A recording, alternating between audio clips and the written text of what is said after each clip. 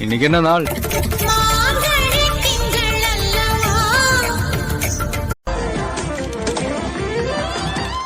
கார்த்திகை போச்சு மார்கழியா. மலமேல சாமியா சிவனுக்கே பாதியா. சின்னஞ்சிறு பூவே உன்னை தொடும்போதே மழை மின்னல் நெஞ்சு